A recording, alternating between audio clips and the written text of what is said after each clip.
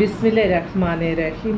সকল প্রশংসা আল্লাহর, সকল ক্ষমতার মালিক আল্লাহ মহান। আসসালামু আলাইকুম আমার প্রাণ প্রিয় সকল আপনজন, কেমন আছেন? আলহামদুলিল্লাহ আলহামদুলিল্লাহ আলহামদুলিল্লাহ। আল্লাহ মহানের কাছে হাজার লক্ষ কোটি শুকরিয়া আদায় করছি। আল্লাহ মহান সুন্দরভাবে মানুষের কল্যাণে কাজ করার তৌফিক দান করেছেন বলে আমি কৃতজ্ঞতা প্রকাশ করছি আপনাদের প্রতি। আপনাদের মায়া মমতা ভালোবাসায় আমাদের এই প্রতিষ্ঠানটি পরিচালিত হচ্ছে, আলহামদুলিল্লাহ। আপনারা যারা বিবাহযোগ্য পাত্রী খুঁজছেন, পাত্র খুঁজছেন, আমাদের সাথে সরাসরি কন্ট্যাক্ট করে চলে আসতেন পারেন আমাদের অফিসে। আমাদের মোবাইল নাম্বারটা বলে দিচ্ছি 01783544124। তো এই মুহূর্তে আসলে প্রতিদিনই তো নতুন নতুন খবরের সুখবরের বার্তা নিয়ে আসি। এই মুহূর্তে আমার এক খালাম্মা আসছে ওনার মেয়েকে নিয়ে। আমি এই 1 ঘন্টা পর্যন্ত ওনার সাথে কথা বলে ওনার রিকোয়ারমেন্টটা সব কিছু জানতে পেরেছি। তো আমি ভাবলাম যে আমি এখনই ভিডিওতে চলে আসি। আমার অসংখ্য ভাইরা আছে যারা কিনা এরকম মেয়ে খুঁজতেছে।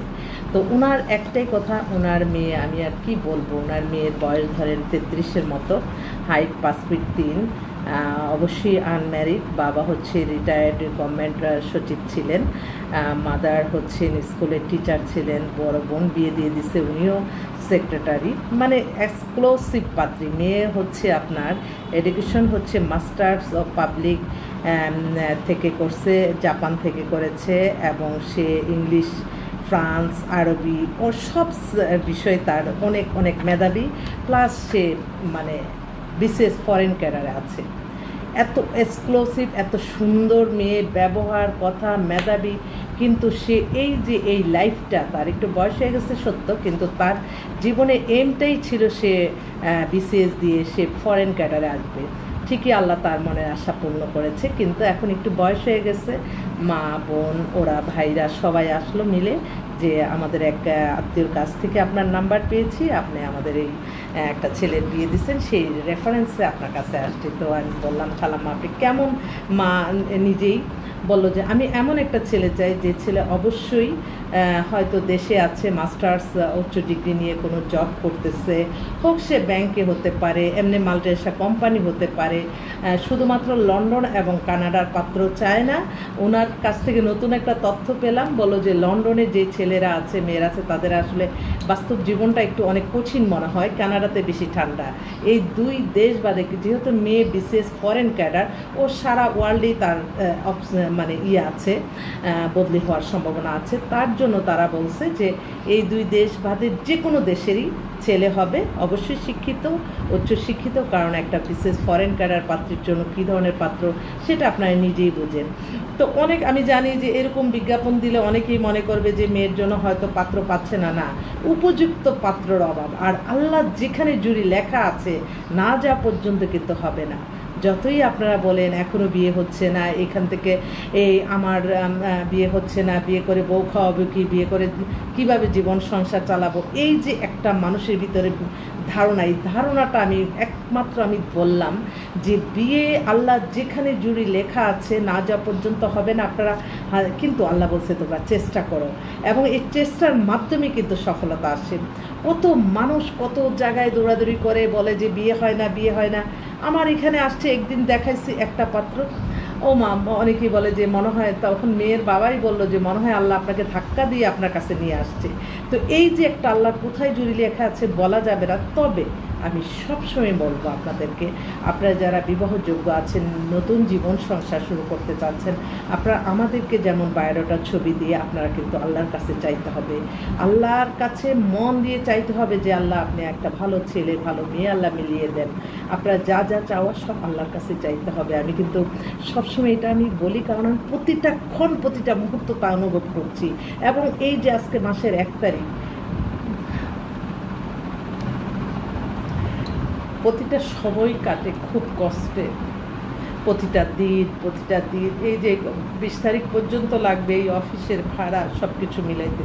তো আল্লাহ তো, আমি আল্লাহর কাছে শুকরিয়া বলে শেষ করতে পারবো না। আমি আল্লাহ তো কোনো না কোনো উসিলার কারণে হয়তো এই যে ভালো কাজগুজি ছড়িয়ে দিচ্ছে, এটার বিনিময়ে হয়তো আল্লাহ কোনোভাবে অফিস ভাড়াটাও আল্লাহ জোগাড় করে দেয়। আল্লাহর কাছে এটাই আমি শুকরিয়া জানাই।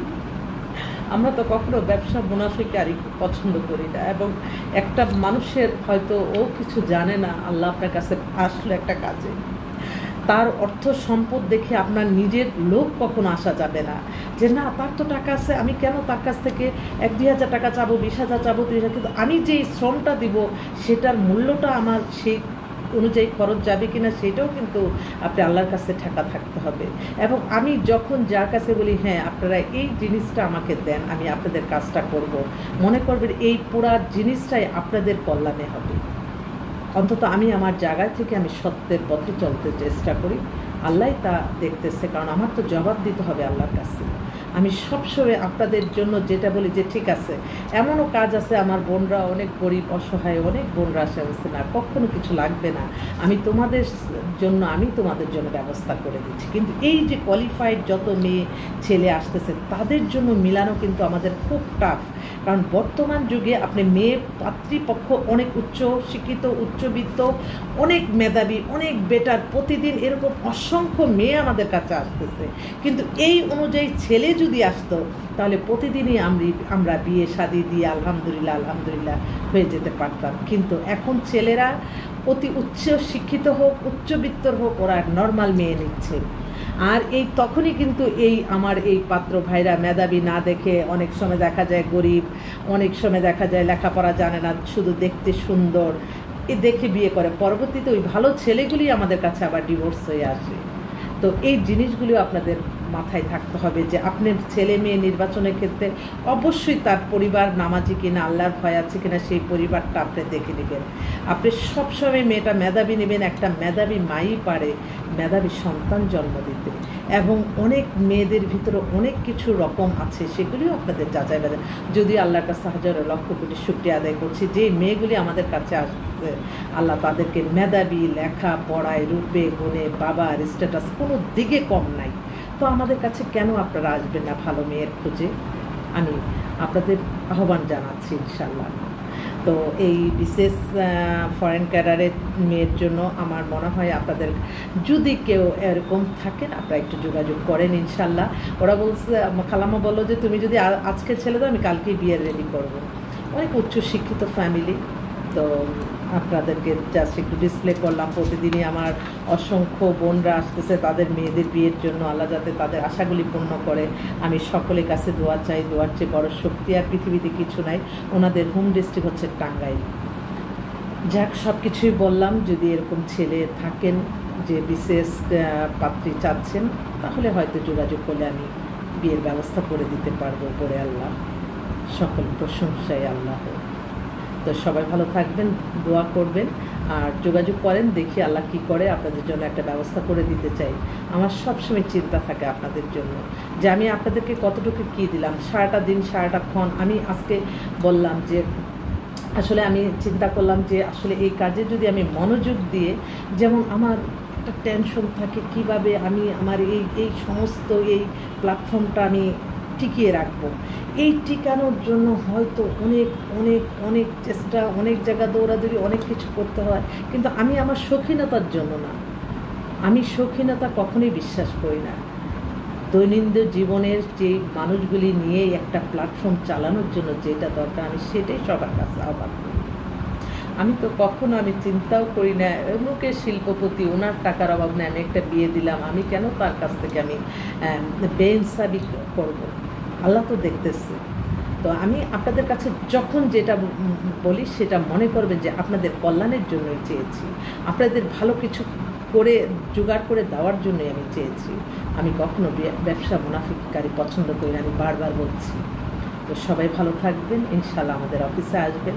আল্লাহ যদি হুকুম থাকে আপনাদের শুভ কাজ ইনশাল্লাহ এখান থেকেই হয়ে যাবে। সবাইকে অসংখ্য ধন্যবাদ। আসসালামু আলাইকুম।